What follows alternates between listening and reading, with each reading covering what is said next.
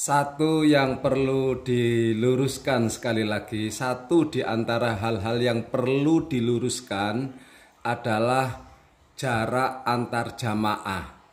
Seperti yang kita saksikan kemarin, sholat Idul Fitri, itu kan antar jamaah itu kan berjarak. Padahal kalau kita melihat sabda Nabi atau syariat mengajarkan di dalam sholat, sawu sufufakum fa inna tasfiyatas sufufi min tamamis sholat. Kita diharuskan untuk merapatkan, dianjurkan untuk merapatkan barisan, karena merapatkan barisan adalah min tamamis sholat.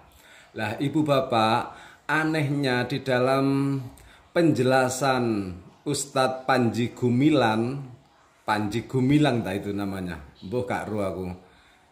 Itu membuat dalil yang salah pasang. Jenengan garis bawah nggih.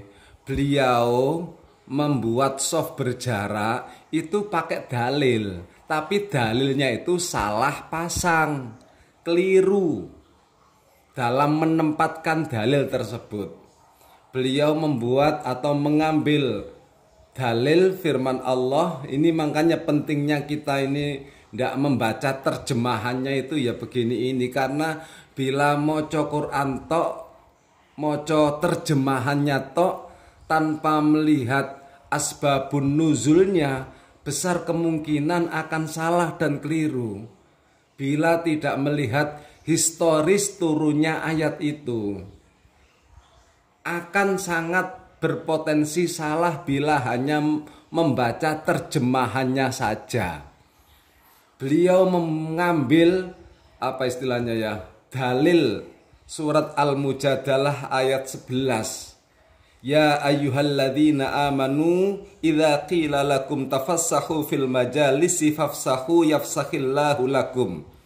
Wa idza qila syuzu fanshuzu yarfa'illahu alladhina amanu minkum walladzina utul ilma darajat wallahu bima ta'maluna khabir. Itu yang dibuat dalil, itu yang buat pedoman. Padahal kalau kita melihat asbabun nuzulnya ayat ini, seperti yang kita ketahui bersama, bukan hal yang baru, bukan hal yang asing. Banyak orang yang mengetahui ayat ini diturunkan di saat Nabiullah Muhammad mengadakan halakoh pertemuan, istilahnya ngaji bareng dengan Rasulullah. Para sahabat fokus, konsen mendengarkan mauidhatul hasanahnya Rasulullah. Lah di saat itu ada sahabat yang rawuh. Lah di saat itu ada jamaah yang datang. Lah sahabat itu entah karena fokus, entah karena konsentrasi, sehingga tidak memberikan peluang untuk duduk. Sehingga jamaah yang datang tadi kebingungan. Istilah wong Jawa ndelek enggon ae iwu, ndelek lungguh ae iwu. Sehingga duduk di mana, berdiri lama, karena mungkin jamaah pada saat itu konsentrasi ataupun fokus, ataupun pokoknya tidak memberikan peluang, tidak memberikan jarak untuk istilahnya orang tersebut diberikan tempat duduk, sehingga lama sahabat tersebut berdiri. Akhirnya turunlah ayat itu yang menjelaskan kita disuruh memberikan peluang, memberikan tempat lungguan bagi jamaah yang baru datang tadi untuk bersama-sama mengikuti halakoh yang dilakukan oleh Rasulullah. Untuk bersama-sama ngaji bareng lah begitu. Lah ini asbabun nuzul ayat itu. Tetapi Pak Panji Gumilang menggunakan dalil ini untuk sholat berjamaah berjarak. Ini kan jauh panggang daripada api.